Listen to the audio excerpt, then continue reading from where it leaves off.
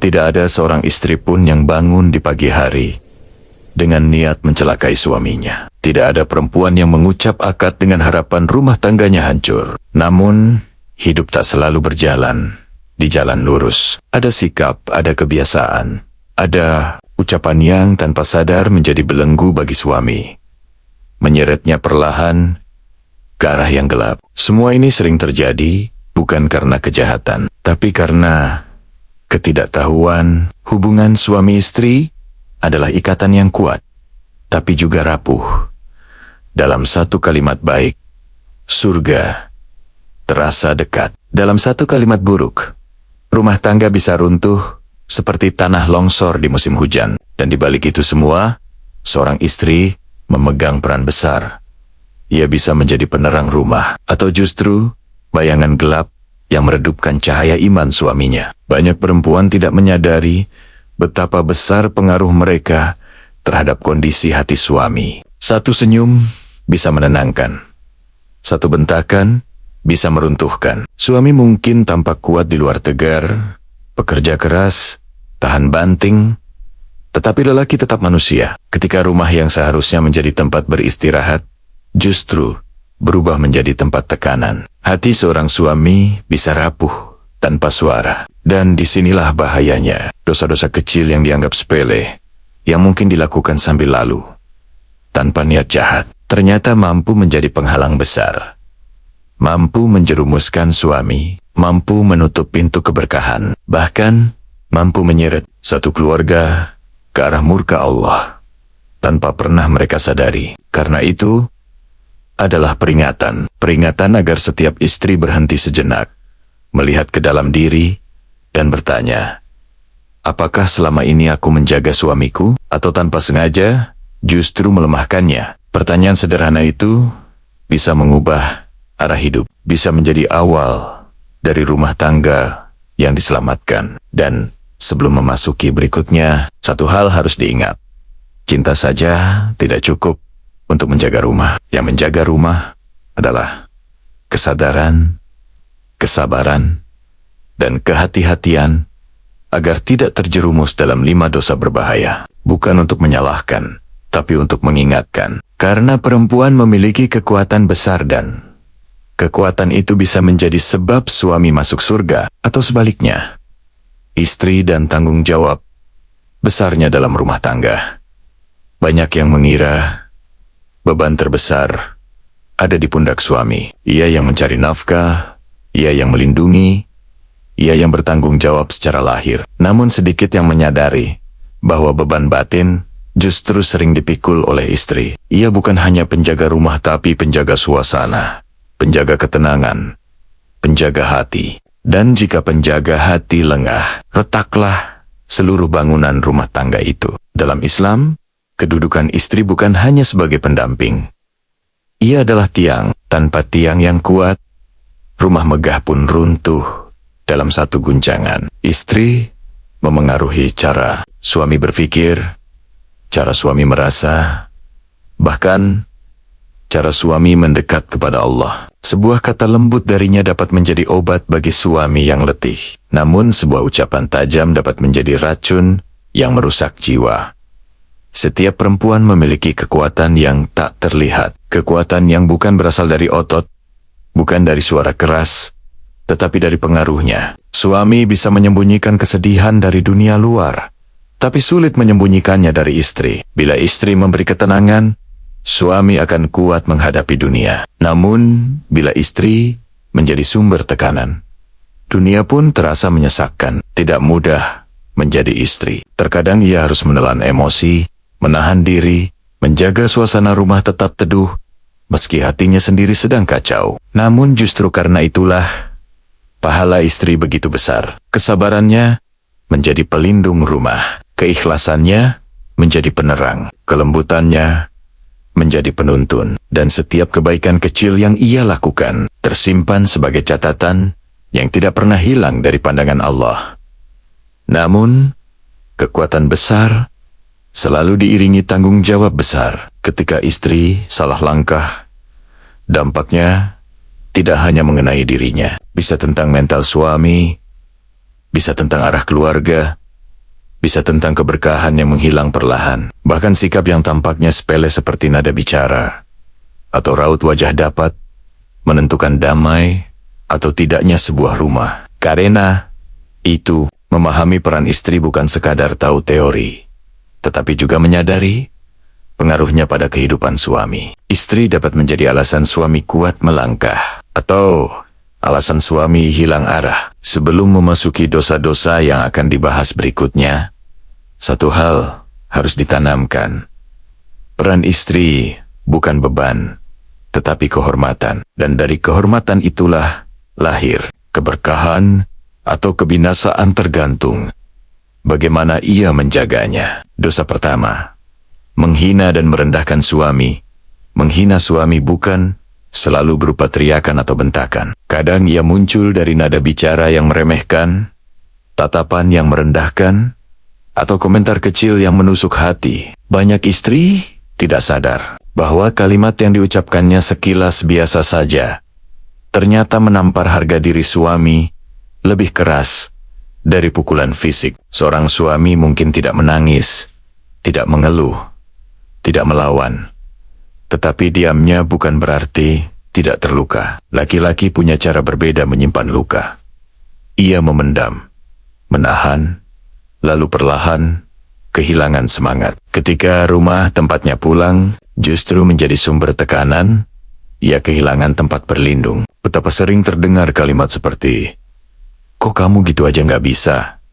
Atau "Laki-laki lain aja bisa, masa kamu nggak?" Kalimat itu mungkin dikatakan dalam kondisi emosi, namun dampaknya bisa menghancurkan. Karena bagi seorang suami, dihina oleh istrinya sama seperti kehilangan separuh kekuatannya. Bukan dunia luar yang meremukkannya, tapi orang yang paling ia percaya. Merendahkan suami adalah dosa, bukan karena suami harus dipuja-puja, tapi karena Allah memerintahkan istri menjaga kehormatan suaminya. Istri adalah pakaian bagi suami, sebagaimana suami pakaian bagi istri. Pakaian harus menutupi, melindungi, membungkus dengan baik, bukan merobek dan mempermalukan. Ketika seorang istri menelanjangi harga diri suami, ia tengah merusak kehormatan keluarganya sendiri. Luka akibat hinaan tidak selalu terlihat sehari atau seminggu setelahnya, tapi perlahan suami akan berubah. Ia bisa menjadi lebih diam, lebih jauh, lebih tidak peduli, atau bahkan kehilangan motivasi bekerja dan memimpin. Dan ketika suami kehilangan perannya, rumah tangga pun ikut kehilangan arah. Semua bermula dari satu dosa kecil, merendahkannya. Maka berhati-hatilah, wahai para istri. Hargai suamimu sebagaimana kau ingin dihargai. Jagalah hatinya sebagaimana kau ingin hatimu dijaga. Karena satu kalimat penghinaan saja bisa menjadi pemicu dosa lain yang lebih besar: kesedihan, kelalaian, bahkan kehancuran. Dan istri yang menjatuhkan suaminya, pada hakikatnya sedang menjatuhkan rumahnya sendiri.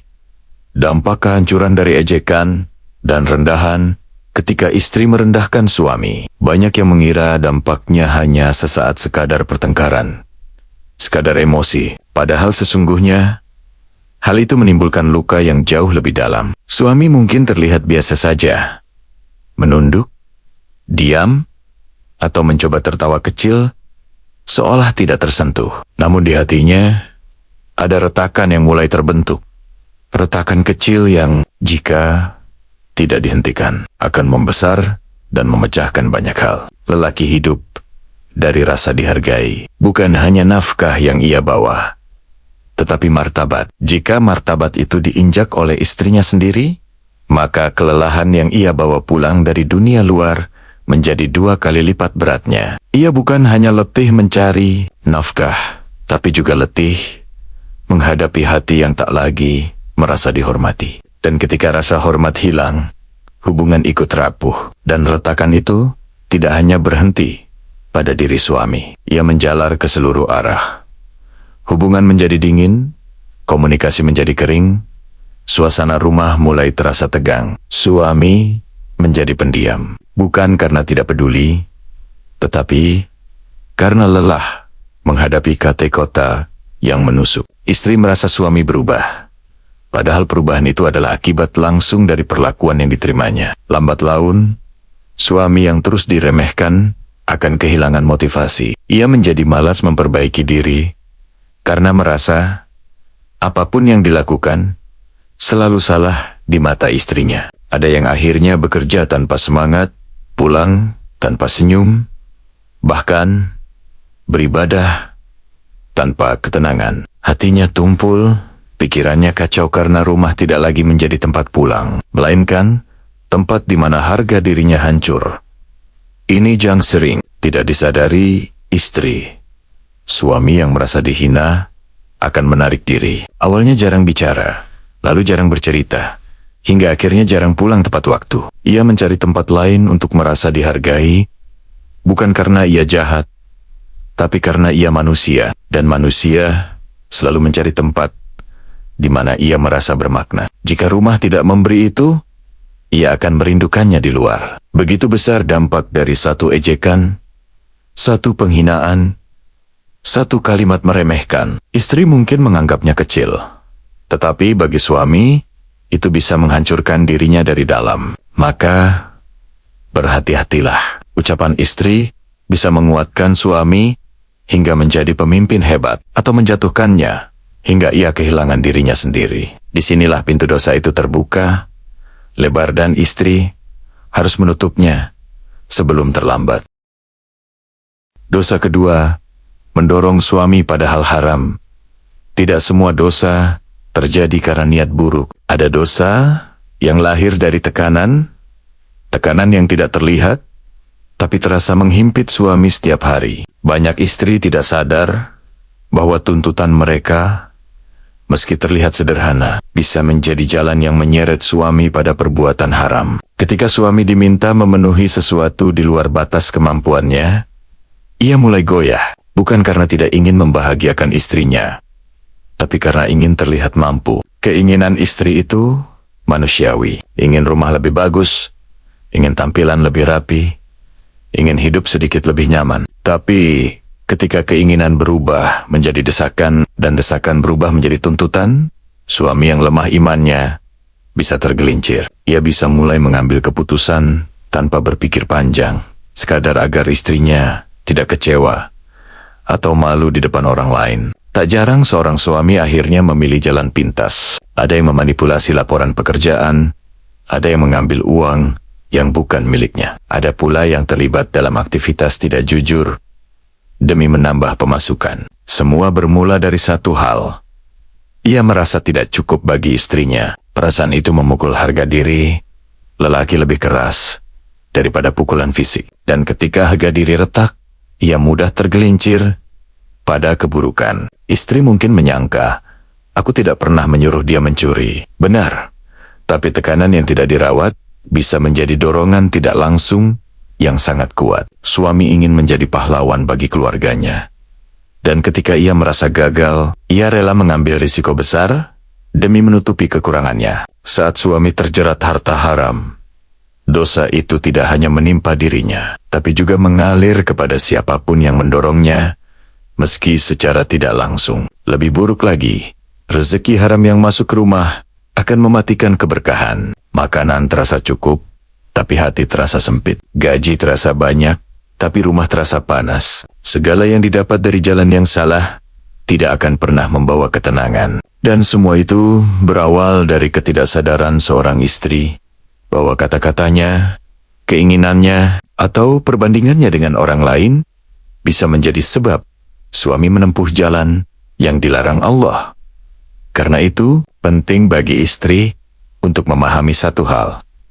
Suami tidak butuh istri yang selalu meminta lebih, tapi istri yang memahami batas kemampuan. Bukan istri yang membuatnya tertekan, tapi istri yang membuatnya merasa cukup. Satu kalimat sederhana seperti, "Aku bangga dengan apapun yang kamu mampu," bisa menyelamatkan suami dari jurang keburukan. Dan istri yang mampu menenangkan suaminya, dialah yang menjaga rumah tangganya dari kebinasaan. Godaan dunia yang menghancurkan akhirat dunia ini penuh godaan.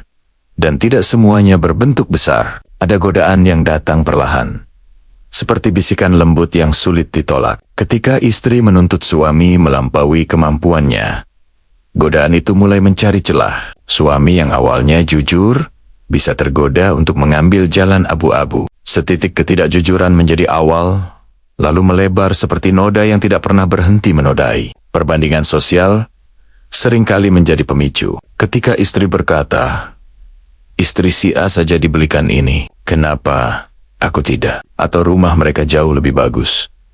Maka rasa cukup hilang seketika. Kalimat itu, meski terdengar sederhana, menusuk ke dalam ego suami. Ia merasa gagal memenuhi standar, merasa kalah sebelum bertarung, dan ketika lelaki merasa kalah, ia mulai mempertimbangkan hal yang dulu ia hindari. Ada suami yang akhirnya meminjam uang dengan bunga tinggi. Ada yang menerima kerja sampingan yang tidak halal. Ada pula yang menggunakan cara curang agar pendapatan terlihat lebih besar. Semua itu bukan semata-mata karena ia jahat, tetapi karena ia ingin memenuhi ekspektasi istri yang ia cintai. Ironisnya, cinta itu justru menjadi bumerang yang menjerumuskannya pada kesalahan. Godaan dunia selalu tampak indah di awal. Gaya hidup lebih baik, fasilitas meningkat, barang-barang baru masuk ke rumah. Namun, di balik keindahan itu,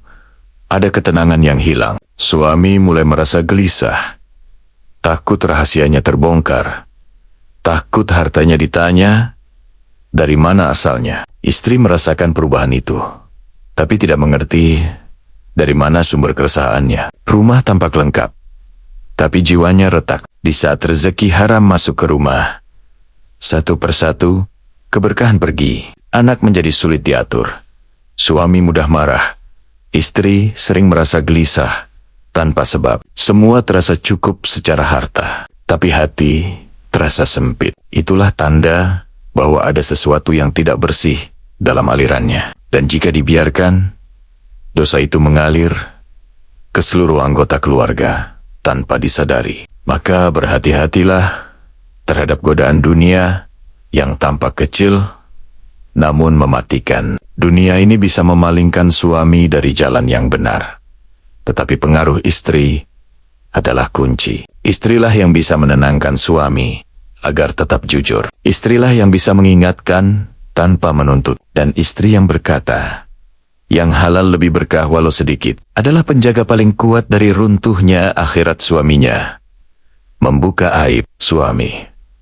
Luka yang tak terlihat, tapi mematikan aib adalah pakaian. Ketika seseorang membuka pakaian orang lain, ia telanjang dan rasa malu itu tak akan pernah sama lagi. Begitu pula saat istri membuka aib suaminya kepada teman, keluarga, bahkan media sosial. Sekali keluar, tidak bisa ditarik kembali. Lebih bahaya lagi, dosa yang dibuka bisa menjadi sebab suami mendapat beban murka yang tidak ia sadari. Ada istri yang tidak berniat jahat, awalnya hanya ingin curhat sedikit karena merasa penat. Tapi curhat yang seharusnya menjadi terapi justru berubah menjadi fitnah tanpa ia sadari. Sebab tidak semua orang yang mendengar curhat itu memiliki hati yang bersih.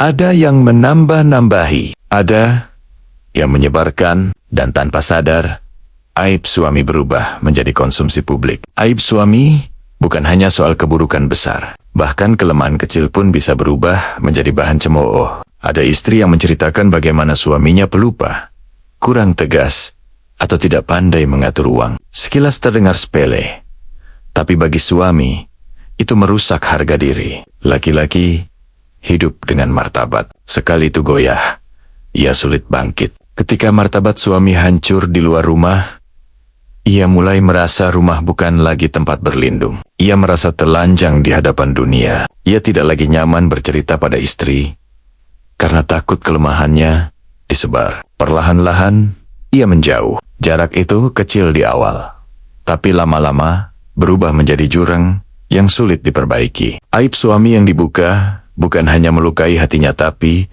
bisa menghilangkan keberkahan rumah tangga. Rumah yang seharusnya tempat saling menjaga berubah menjadi arena saling mengungkap kelemahan, dan itu membuka pintu konflik, prasangka, serta kehancuran perlahan. Jika dibiarkan, Hubungan retak bukan karena kesalahan besar, melainkan karena luka hati yang dipamerkan ke dunia. Menjaga aib suami bukan berarti menutupi keburukan yang harus diperbaiki, tapi cara menyampaikannya harus tepat.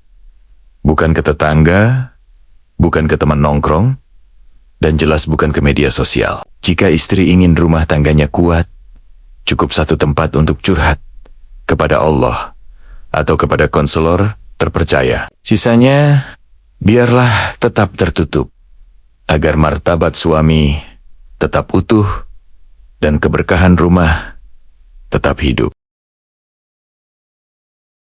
Mengabaikan doa dan dukungan untuk suami.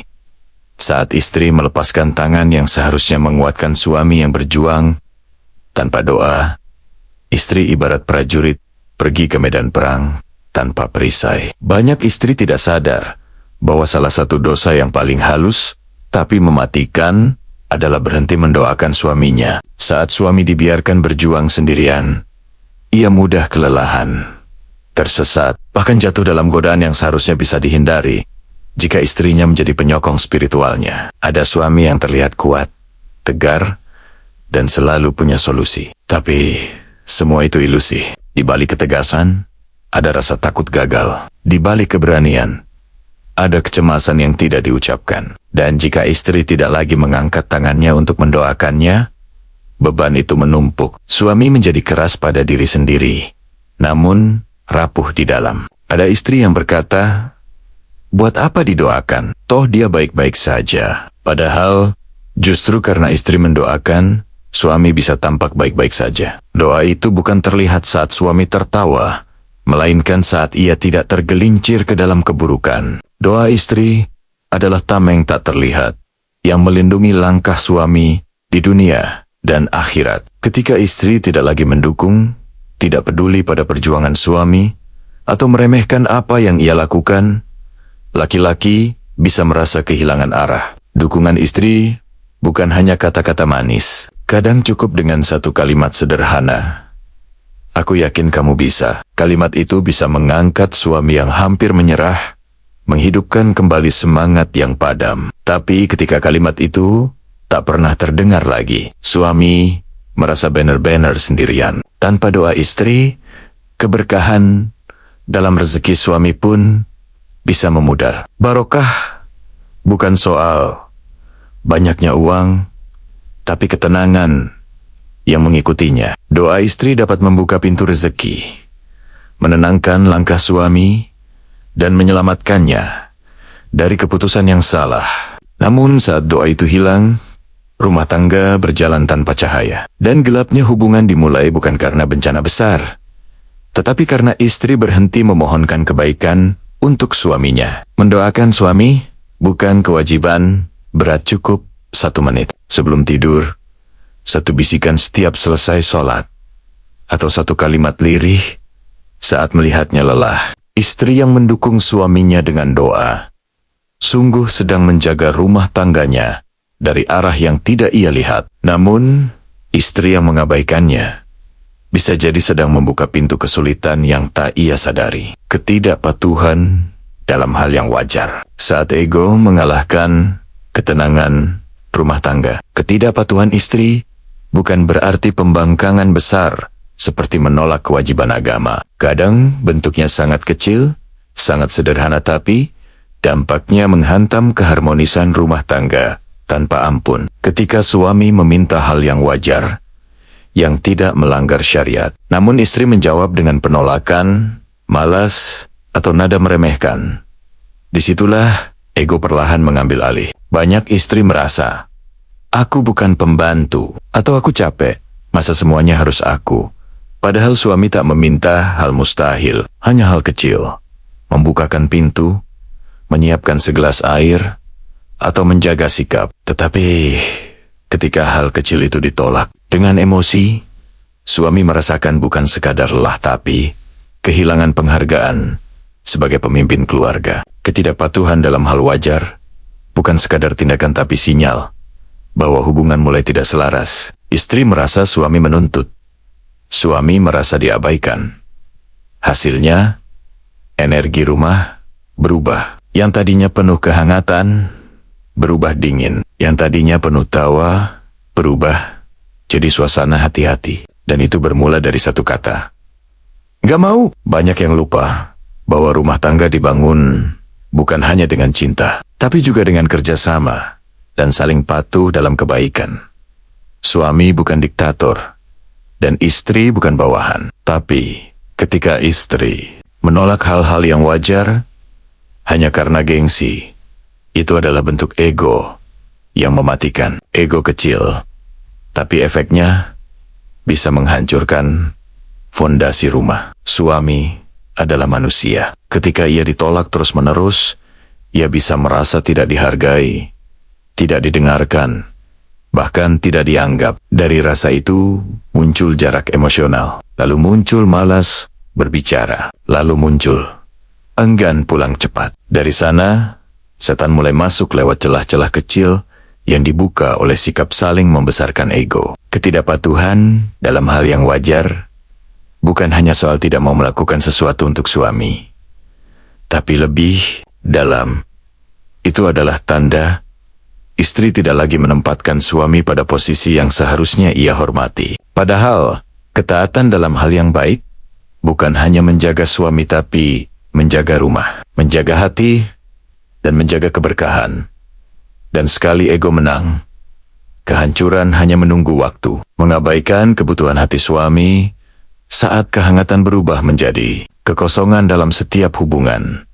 Selalu ada kebutuhan hati yang tak bisa dibeli, tak bisa diganti, dan tak bisa dipaksakan.